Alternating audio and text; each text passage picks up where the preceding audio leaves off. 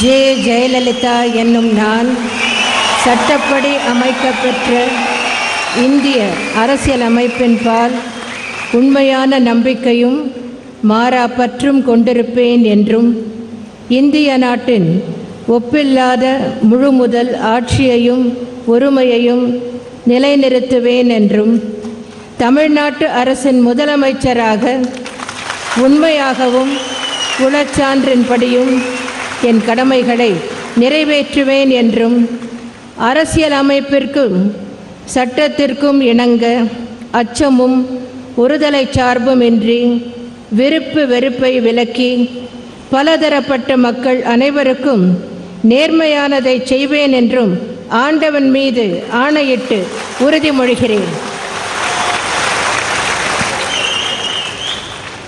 J Jayalalithaa என்னும் நான் J Jayalalithaa என்னும் நான் தமிழ்நாட்டு அரசின் முதலமைச்சர் என்ற முறையில் எனது கவனத்துக்குள்ளாவதும் தெரிய வருவதுமான எந்த பொருளையும் முதலமைச்சரின் கடமைகளை உரியவாறு நிறைவேற்ற தேவையான அளவுக்கன்றி ஒருவரிடமோ பலரிடமோ நேர்முகமாகவோ மறைமுகமாகவோ அறிவிக்கவோ வெளிப்படுத்தவோ மாட்டேன் என்று ஆண்டவன் மீது ஆணையிட்டு உறுதிமொழிகிறேன்.